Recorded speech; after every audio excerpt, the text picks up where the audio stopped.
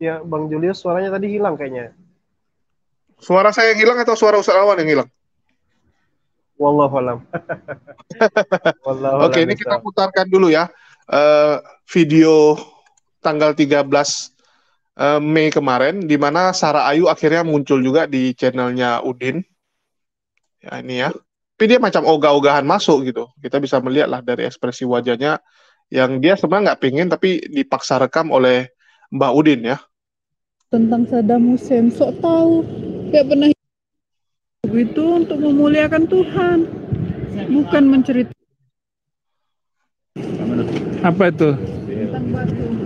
Tentang Paul Zhang itu ngomelin. Do you want to grow your YouTube channel? You should consider getting TubeBuddy. I've been using TubeBuddy for the last... Paul Zhang. Sini.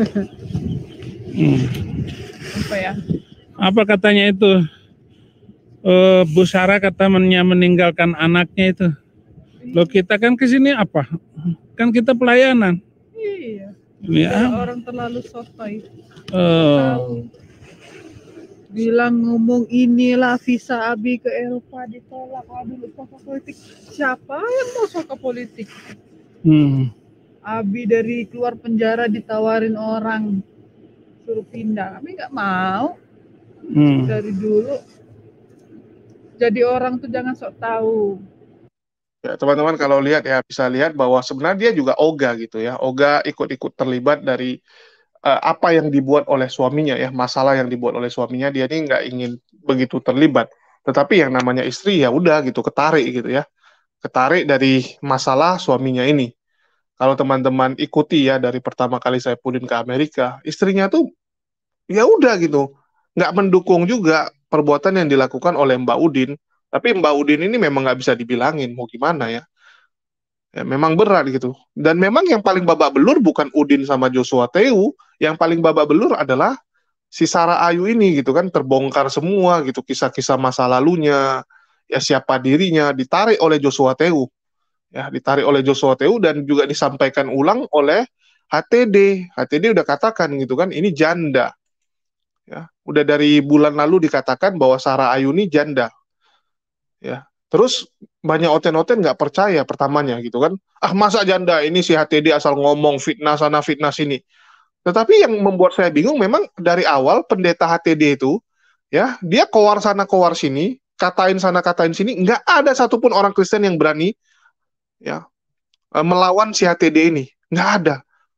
Coba lihat JT dikata-katai dia, ya si Saipudin, Sarah Ayu, Sopkatul, Sofiatul itu ya dikatain kalau dia ini janda Salome. Apakah berani si Sofiatul sama dia? Enggak. Saipudin yang biasanya melawan kepada semua orang, nggak berani juga sama HTD. Itulah saya langsung nanya HTD, Pak HTD, Anda pegang apa sebenarnya sampai mereka semua ketakutan dengan Anda?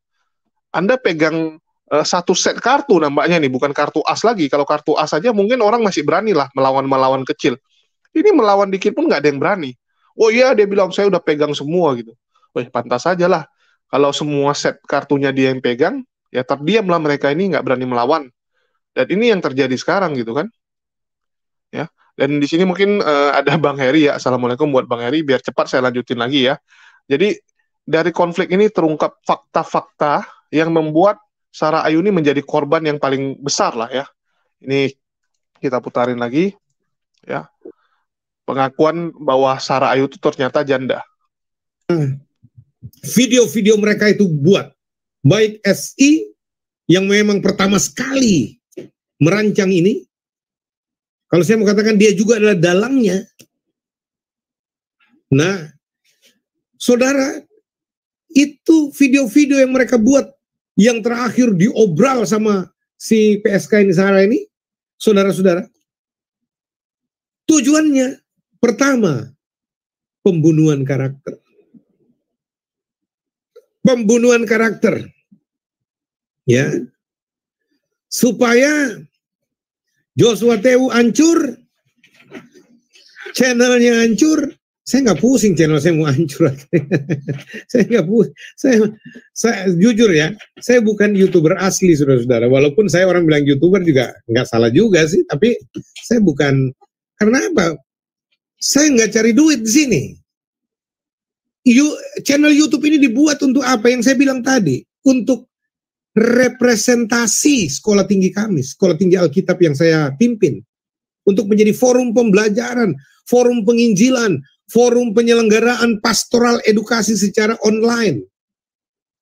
Itu tujuannya. Dan kami biayai sendiri.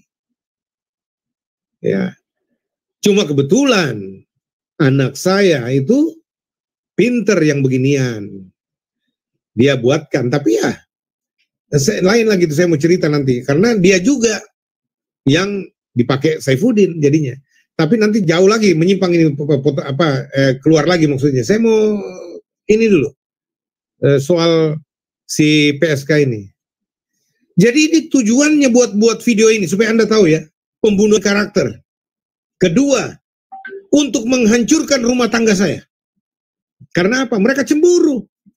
Karena keluarga mereka ini, baik SI dan PSK, adalah keluarga yang hancur. Mereka adalah orang-orang yang gagal berkeluarga. Ya, sorry, saya harus jujur kasih tahu. Ya, Saifuddin sendiri sudah 3 kali berkeluarga, gagal. Ini yang ketiga kali ini, saya lihat, tapi ya masih bertahan karena ya, ya kita nggak tahu masih bertahan atau tidak, mudah-mudahan. Tapi ya, gimana juga ya, karena mohon maaf ya Dek Yu, ya, Ayu juga sebenarnya nggak layak merit karena istri orang, suamimu masih hidup, ya walaupun cerai, ditinggalkan apa segala macam, ya orang Kristen itu nggak boleh kawin cerai hidup mestinya, ya apalagi katanya sudah diberkati, waduh. Tapi itu saya mau katakan ini karena saudara, saya bicara begini, saya pakai bahasa mereka, bukan menyerang pribadi Joshua Tewu. Nah, saya juga bilang lah, bukan menyerang pribadi Saifuddin Ibrahim atau si PSK ini. Tapi saya hanya menyampaikan apa yang saya tahu kok. Boleh dong, saya juga. Ya, jadi kalau teman-teman mau nonton yang lengkap, ini bisa nonton di HMC ya. Viral ternyata Sarah Ayu itu benaran janda ya. Jadi ini benaran janda. Oke, kita lanjut ya. Terus bagaimana ini? Bahkan si HTD mengatakan bahwa dia sudah hamil duluan sebelum nikah dengan Saifuddin. Jadi dia janda yang udah hamil duluan. Ya, kita lanjut di sini. Saya sebenarnya tidak senang dengan bongkar-bongkar Saifuddin Ibrahim ini ya. Supaya dicatat ya, dari sejak awal saya lebih meyakinin mantan mentor saya Pak JT benar. Dari sejak awal loh ya. Jadi ketika diserang-serang oleh Saifuddin Ibrahim ya, terus dia menyatakan begini begitu, saya lebih meyakini JT benar untuk kasus ini. Lalu saya mungkin bisa jadi semacam witness gitu ya, saksi untuk istrinya Saifuddin Ibrahim ya. Sisinya Saifuddin Ibrahim itu kan hanya dugaan saya ya. Jadi ketika mau kawin dengan Saifuddin Ibrahim itu, calon istrinya itu sudah halim. Halim apa Pak? Ya sudah halim dia. Sudah dari halim. Ya, saya hanya melihat seperti itu ya. Lah halimnya dari mana kita nggak tahu. Apakah halim hasil ya kita nggak tahu ya. Hasil dari mana ya. Yang saya cuman kok tanda-tandanya sudah tanda-tanda halim gitu ya. Halim apa juga? Ya. Jadi namanya juga dia diundang ya, si HTD ini diundang saat pernikahan. Jadi dia mungkin melihat ini kok si Sarah Ayu tanda-tanda halim, dia bilang ya, waktu pernikahan tuh udah tanda-tanda halim ya, sebelum menikah. Terus bahwa dia janda itu udah dari kemarin hari udah disampaikan, dan ini disampaikan juga oleh si Joshua Tewu ya, bahwa ternyata memang Sarah Ayu itu adalah janda ya. Ini yang salah satu fakta yang mengejutkan kita semua ya. Viral juga sih videonya kemarin, baru saya post langsung banyak yang nonton. Tetapi di sini kita akan fokus ya, kali ini pembahasan kita bukan masalah Sarah Ayu janda, tetapi Sarah Ayu menanggung semua ya masalah yang dibuat oleh suaminya. Dia ikutan gitu. Bahkan yang dia tanggung jauh lebih besar daripada yang ditanggung Saifuddin. Kalau Saifuddin masih nggak separah itulah, karena tentang kehidupan dia udah lama terbongkar ya. Terus kalau bicara tahan banting, dia lebih tahan banting karena mukanya muka badak Ya, tapi kan Sarah Ayu enggak. Sarah Ayu nggak ngapa-ngapain, dia diam-diam, tapi dia kena juga, dia yang paling kena gitu. Oke, mungkin tanggapan ya Bang Alwan, lihat bagaimana nih Sarah Ayu menjadi korban yang paling besar gitu ya dibandingkan semuanya. Ya, bismillahirrahmanirrahim. Assalamualaikum warahmatullahi wabarakatuh. Cek sound dulu nih, suaranya gimana, bagus nggak nih? Bagus Ustaz Alwan. Kedengaran jelas ya? Iya. Assalamualaikum Bang Heri, sehat-sehat ya. Salam. Jadi ada satu pertanyaan dulu ini ya.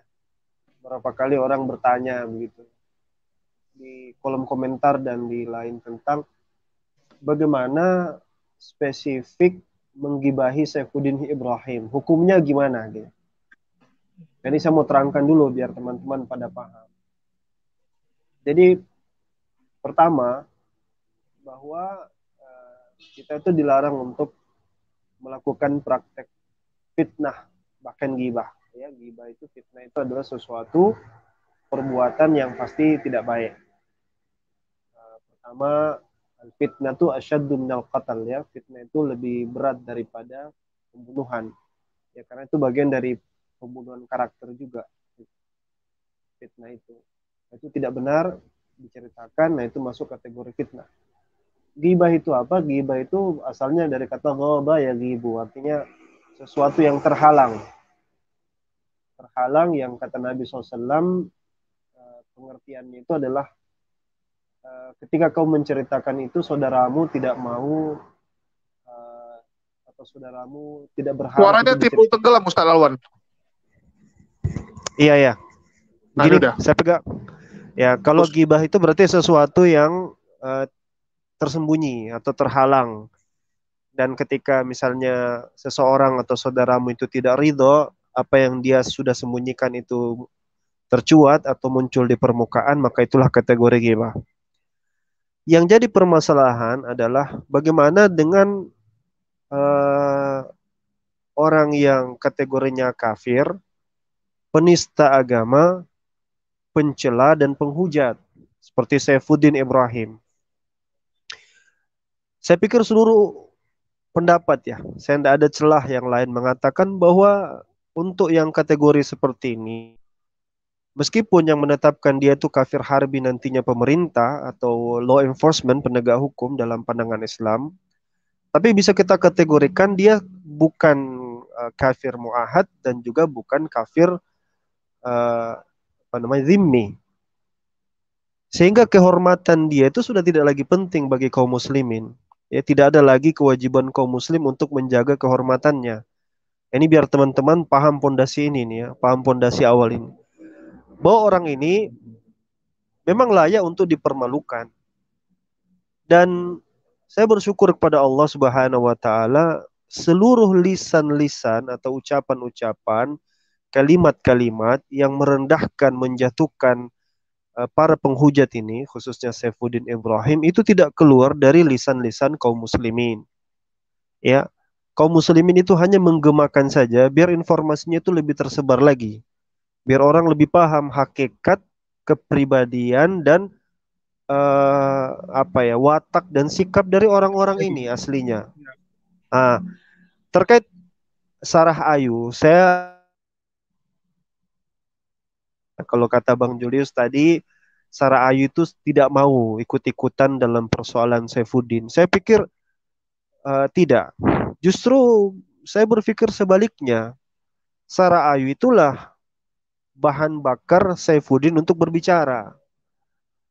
Ya, karena tidak mungkin ya, apalagi mereka cuma berdua di situ, keputusan itu diambil dari Saifuddin sendiri, karena Saifuddin itu secara karakter dan watak itu suka dengar-dengar orang. Ya, suka ya bisa dikatakan gampang telinganya ini ya, gampang panas. Gampang panas ya gitu. Jadi yang memanas-manasi tentu ini juga mungkin perkiraan Pauluzang ya, itu dari si Sarah Ayu.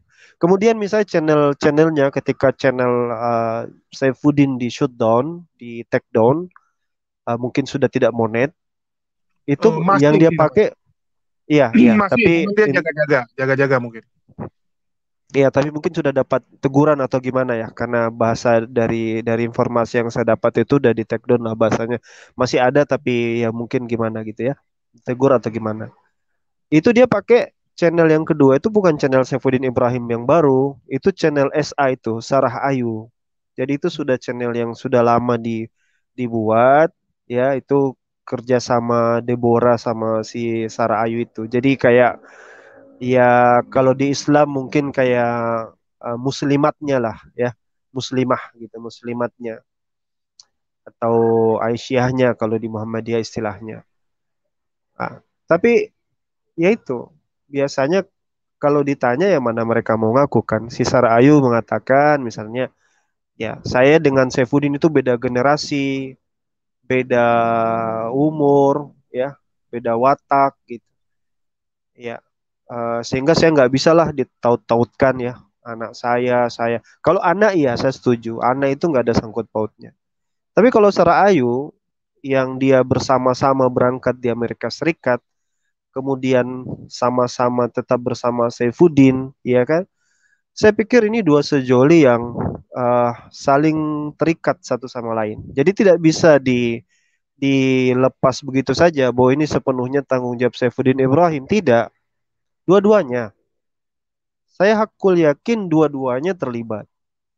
Dua-duanya saling mengisi, saling bersatu dalam rangka menghujat Islam. Makanya ketika misalnya keluar ya informasi-informasi tentang si Sarah Ayu juga, saya yakin saja bahwasanya inilah bagian daripada rencana Allah Subhanahu wa taala bahwa nasib dari para penghujat-penghujat daripada yang dia lontarkan. Pertama, dia lontarkan terhadap Islam sama sekali tidak berdampak kepada Islam dan Muslim itu sendiri karena itu bukan barang baru ya, itu barang basi yang diulang-ulang, muntah yang sudah dimuntahkan dibawa kembali dan itu sudah sering kita dapatkan fitnahan-fitnahan seperti itu. Bahkan kalau bicara 300 ayat itu yang dilakukan film fitnah dulu, ada dulu film fitnah itu jauh lebih ini lagi. Ayat Quran disandingkan dengan video orang pemenggal-pemenggalan itu.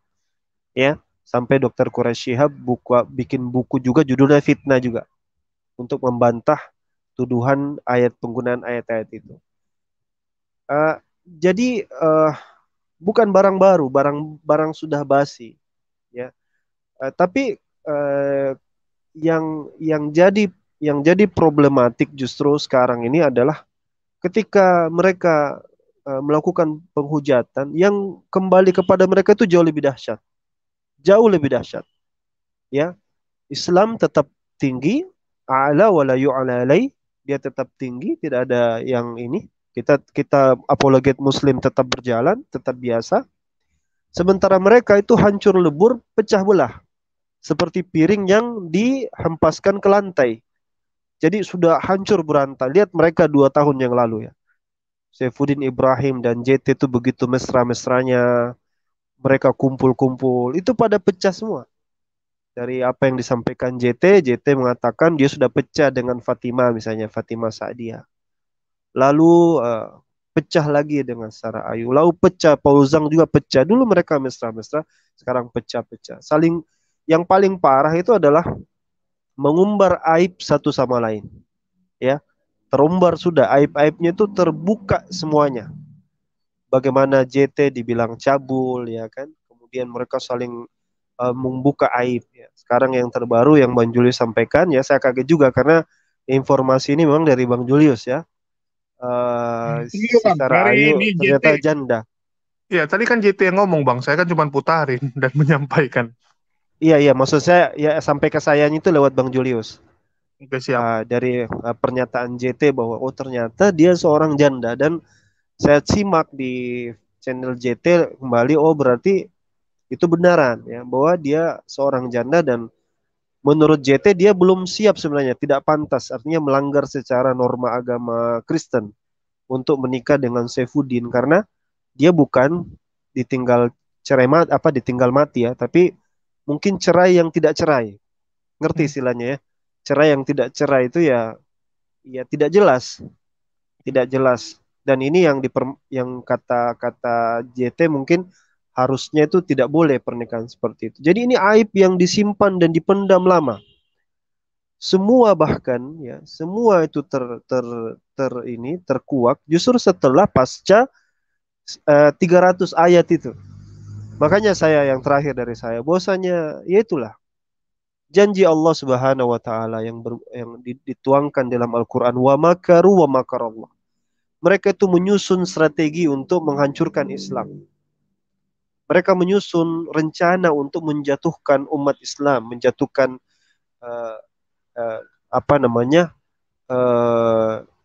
kredibilitas, menjatuhkan harkat dan derajat misalnya Nabi Muhammad SAW yang sudah diupayakan dari sejak Rasulullah pertama kali mendakwahkan risalahnya sampai di detik sekarang itu sama sekali tidak berhasil.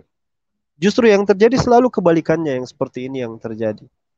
Nah, yang terakhir yang titik poin saya bahwasanya teman-teman yang dirahmati Allah, khususnya penonton sekalian, bahwa SI dan istrinya ini bukanlah kategori orang yang harus kita jaga kehormatannya. Bukan yang kayak kita harus menahan diri kita. Oh, jangan disebutkan ininya, jangan disebutkan itunya. Dia bukan bagian yang disebutkan dalam surat Al-Mumtahanah. Ya. Antabarruhum wa tuqsitu alaihim. Kamu antabarru berbuat kebajikan dan berbuat baik kepada orang-orang kafir yang memang juga baik orangnya. Jadi Islam itu menegakkan prinsip keadilan. Kalau misalnya ada saudara kita non-muslim, akhlaknya baik, sifatnya baik, maka justru malah bukan masalah, bahkan dianjurkan untuk kita juga membalas kebaikan itu dengan yang lebih baik lagi.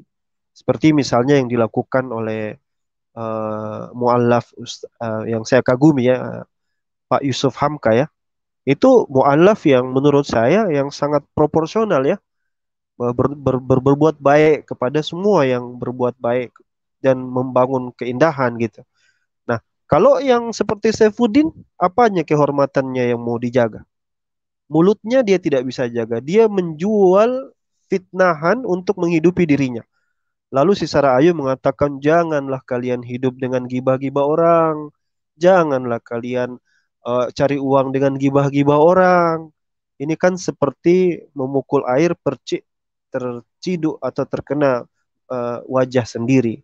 Ya, berkaca tapi dengan kaca yang pecah dan retak.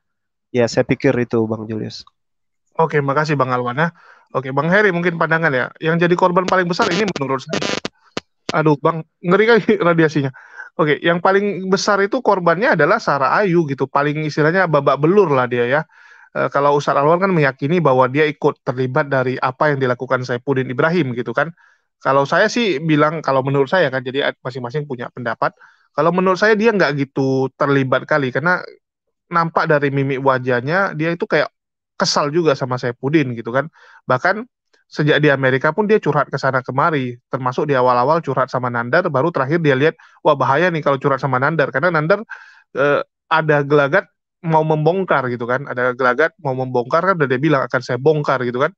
Wah, kalau yang kemarin saja udah mau dibongkar, nggak mungkin dia tambahin lagi rahasia dia, curhatan dia kepada Nandar gitu, salah-salah ya sekalian dibongkar juga gitu.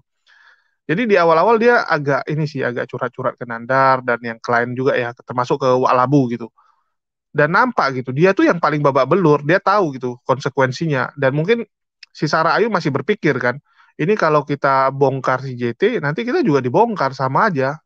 Yang babak belur kita juga gitu. Tetapi karena Saifuddin ini bebal ya, orang yang sangat bebal, digasnya terus gitu. Ya udah terakhir mati semua gitu. Dan Sarah Ayu lah yang paling babak belur kalau menurut saya. Dari Bang Heri, lihatnya gimana?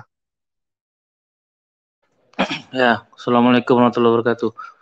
Mana Ustadz Alwan nih, mau lebaran, mau lahir batin kabur. Oh, tuh ada lagi Ustadz. Taqabbalallahu minna wa minkum, taqabbal karim, maaf lahir batin Ustadz. Taqabbalallahu minna wa minkum. Taqabbalallahu minna wa minkum. Ya, afwan kalau ada silap kata dan salah. Udah agak telat tapi sama-sama, ya. Ustadz. Iya. Ya, lanjut ya. Silakan Bang Heri. Ya. Saya mau menjelaskan dari dua sisi ya. Pertama, bagaimana Allah itu menjaga kehormatan seseorang yang bermaksiat dalam Al-Quran sekalipun, seperti saat kita sebut namanya Zulaikha, padahal di dalam Quran itu tidak ada disebut namanya Zulaikha, karena Zulaikha itu didapat dari kisah-kisah Israeliat ya. Jadi Quran itu tidak menyebut Zulaikha, malah dia disebut sebagai salah satu oknum istri pejabat begitu ya di Mesir.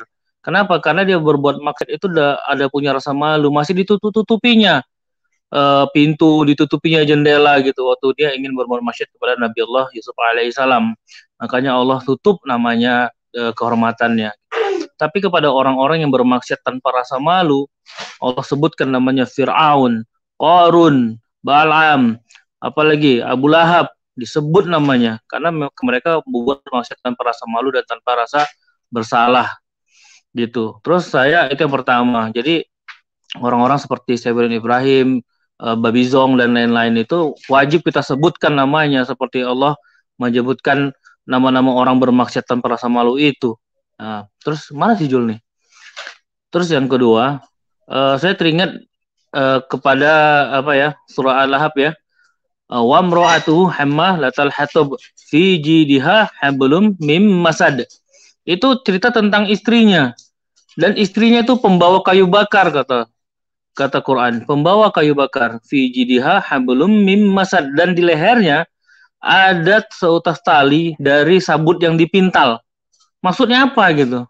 Beberapa ulama menafsirkan begini, dia pembawa kayu bakar. Pembawa kayu bakar tuh manas-manasin, membakar suaminya untuk berbuat seperti apa yang kita saksikan dalam sejarah dia menghina Rasulullah, memfitnah Rasulullah, menyakiti para kaum mukminin ya, seperti itu. Jadi istrinya itu tidak pernah diceritakan secara gamblang istrinya Abu Lahab itu seperti apa, karena Allah yang tahu. Karena Abu Lahab itu istrinya ya di rumah sebagaimana istri-istri orang Arab pada zaman dahulu ya, gitu, banyak di rumah. Tapi ternyata dia itu pembawa kayu bakar, dia yang manas-manasi suaminya. Terus di lehernya ada tali yang terbuat dari sabut yang dipintal, itu kata Quran. Apa artinya? Memang kalau sabut itu kan gampang terbakar. Di lehernya, bayangkan di lehernya itu kata-kata ini, beberapa ulama mengatakan itu kata-kata ini ya, kata-kata kiasan bahwa bagaimana dia berucap maka tali itu akan mudah terbakar. Bagaimana berucap dari mulutnya yang penuh fitnah membakar suaminya untuk melakukan kejahatan-kejahatan yang kita saksikan dalam sejarah peradaban Islam ya. Bagaimana Abu Lahab itu menyakiti kaum mukminin, menyakiti Rasulullah dengan fitnah-fitnahnya gitu. Jadi itu dia. Jadi kita sebenarnya Jul nggak terlalu bisa percaya omongannya si itu ya SA ya. Gitu. Bagaimana Al-Qur'an juga sudah mengatakan bahwa si Saifuddin ini ya satu gen lah seperti Abu Lahab gitu. Fitnahnya luar biasa gitu kan, kejahatan lidahnya itu luar biasa. Dan Allah katakan seperti itu, wa mura'atuhu hammalatal hatab fi jidha hablum mim masad. Ada dua ayat menceritakan tentang istrinya Abu Lahab gitu. Jadi insyaallah ya, menurut saya sih jangan tertipu dengan gaya-gaya yang yang sok baik apa segala macam gitu. Tapi saya rasa memang ya satu komplotan aja tuh Jul, sama seperti apa Ustadz Alwan katakan tadi gitu. Siap, cuman dari segi korban dialah yang paling besar gitu ya, kena dampak. Dari Bang Heri lihatnya? Ya itu resiko begini. Resiko dari satu komplotan mafia ya. Maka gini, misalnya kau punya misalnya ada satu keluarga mafia gitu. Kita saksikan di film itu ya. Jadi bapaknya itu mafia, tapi anaknya ikut terbunuh, suami istrinya ikut terbunuh gitu kan. Ponakannya apa segala macam ikut terbunuh. Itu resiko dari suatu komplotan kejahatan, Jul. Jadi ya biasa begitu gitu. Jadi kadang kita lihatlah film gitu kan, yang bapaknya mafianya selamat, anak istrinya mati gitu kan. Ya itu seperti itu. Jadi ya resiko dari komplotan kejahatan. Dan kalau memang ternyata Sarahayu ya tidak mendukung apa yang dilakukan oleh Saifuddin Ibrahim, maka dia akan tetap di Indonesia. Dia tidak akan ke sana kemari cawe-cawe dengan suaminya gitu kan. Dia akan tetap di Indonesia mengatakan aku nggak ikut-ikutan, dia udah jahat gitu. Kalau memang dia nggak setuju, Namanya kalau memang kebenaran itu walaupun suami yang melakukan kejahatan ya harus kita, walaupun dia suaminya, harus ditentang dan dikatakan tidak benar gitu. Tapi enggak, dia cawe-cawe juga hanya kesana kemari dan menikmati hasil apa yang diusahakan oleh suaminya. Aku enggak itu Jul, aku enggak sependapat dia itu korban, enggak. Ya dia itu sama satu komplotan sebenarnya. Apa seperti Ustaz Awan tadi katakan. Kalau dia memang benar-benar itu korban, dia enggak akan mungkin cawe-cawe dengan suaminya meninggalkan anaknya di sini. Ya kan menikmati hasil apa yang dia usahakan sama suaminya gitu kan. Jalan-jalan di Amerika bersenang-senang. Kalau dia memang orang yang benar, itu nggak akan mungkin dia begitu. Akan dia usahakan tetap di Indonesia dan berjuang untuk anaknya gitu. Tapi enggaknya. Gitu loh, Jul. Oke. Dan satu ya, perempuan itu apa kata maknya Tio Buki dalam film Toliong tuh golok membunuh naga. Perempuan semakin cantik akan semakin mudah membuat fitnah. Siap. Oke, jadi kalau kita di sini sepakat ya, kalau yang paling babak belur lah ya. Kalau babak belur nih ya memang Sarah Ayu kalau menurut saya gitu ya, paling babak belur. Kalau Saipudin babak belur, Joshua Teu juga babak belur sekali. Pastor Sarah apalagi ya, Pastor Sarah itu udah paling hancur lah. Ya, tapi kalau Sarah Ayu nih yang paling sedih loh, itu ketahuan janda itu benar-benar telak sekali gitu. Yang selama ini istilahnya udah dia buat, wah kalau kehidupan dia itu benar ya, hidupnya benar, dia itu seorang murtadin gitu kan. Ternyata dia sudah pernah menikah secara Kristen. Ya, pernikahan pertamanya dengan suaminya itu Kristen loh. Jadi itu benar-benar nggak boleh. Cerai hidup itu nggak boleh terus nikah lagi seperti yang dia lakukan sekarang. Itu udah pelanggaran besar kepada agama Kristen.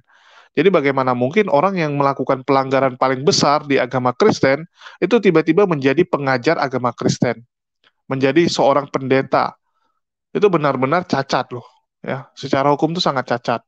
Jadi biar teman-teman Kristen yang menonton teredukasi nih. Ya, teredukasi bahwa inilah orang-orang yang kalian anggap sebagai representatif dari ajaran Kristen. Inilah yang kalian anggap sebagai hamba Tuhan yang terbaik. Ternyata hancurnya minta ampun. Tadi saya ditelepon oleh salah satu Oten ya, salah satu umat Kristen yang ada di Makassar.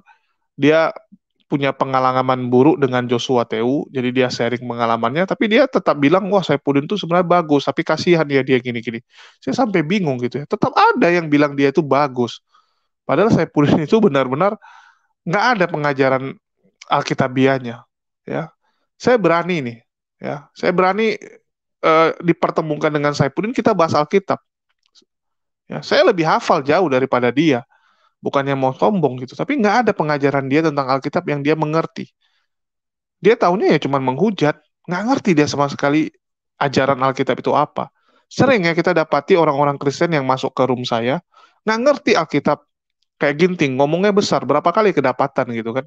Baik nggak bisa membedakan Maria Magdalena sama Bunda Maria, ya, belum lagi yang lain-lain. Dulu ada lagi tuh pendebat Oten ya, terakhir dia juga trauma sama saya. Kalau sama yang lain dia masih berani petentengan, berani nantang sana nantang sini, tapi karena sama saya pernah ada trauma yang jelek, dia nggak berani lagi gitu. Yaitu si ulama muda ya, nama dia pakai nama ulama muda, ya dia mengatakan dia murtadin, tetapi dia nggak bisa membedakan Yohanes Pembaptis dan Yohanes muridnya Yesus. Itu udah telak kali tuh. Bahkan videonya dihapus oleh Piong ya, saya nggak sempat rekam, karena waktu itu saya belum begitu ngerti tentang YouTube ini ya, belum sempat saya ambil, sudah dihapus dengan alasan Piong nggak enak lah nama dia ulama muda gitu. Padahal gara-gara video itu telak ya, sangat telak gitu. Jadi ya teman-teman Kristen ini banyak sekali lah yang nggak ngerti. Termasuk ibu ini dia terlahir dari keluarga Kristen. Dia sendiri bercerita, kami semua nggak ikutan lah tuh oneness, Trinitas, saya pun nggak ngerti itu apa. Yang saya tahu pokoknya Tuhan saya di surga aja, udah gitu. Jadi dia sendiri nggak tahu Tuhannya itu apa, Tuhannya itu wujudnya apa gitu kan, apa kelebihan Tuhannya. Pokoknya udahlah Tuhan saya di surga, liatin saya punya perbuatan di dunia. Itu doktrin kekristenan yang paling dasar sebenarnya. Sehingga semua orang nggak tahu tuh agama Kristen itu apa. Orang Kristen sendiri ya, orang Kristen sendiri pun nggak tahu. Itulah kalau ditanya tentang Trinitas, mereka tuh akan mutar gitu. Termasuk ini yang lagi seru lagi ya. Nanti kita akan bahas satu kali lagi di channel lain aja lah. Ya, tentang bom-bom sama Rudy Yohanes itu lagi pecah kongsi. Udah mulai pecah kongsi, udah mulai ada gesekan dan udah mulai saling nantang gitu ya. Pak Bom mengatakan kalau lawan Rudy Yohanes saya tutup mata saja gitu. lawan Rudi tutup mata. Ya Rudi bilang aku tutup mata juga lah kalau gitu kan. Karena menurut Pak Bom pengajarannya Rudi Yones salah. Ya, kalau Rudi Yones ya nggak pernah mau dibilang salah gitu. Padahal mereka sama-sama Trinitas, itulah bukti gitu. Di dalam Trinitas sendiri orang Katolik sama orang Advent itu beda.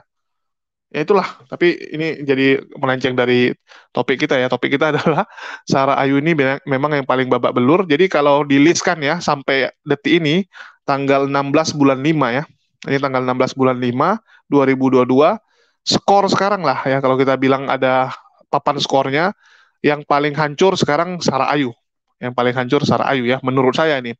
Menurut teman-teman bisa jadi berbeda, tapi dari konflik ya buka-bukaan ini, yang paling hancur masih Sarah Ayu. Kita lihatlah nanti sampai akhir pertempuran apakah klasmennya akan berubah ya ataukah Sarah Ayu yang akan menjadi yang paling hancur.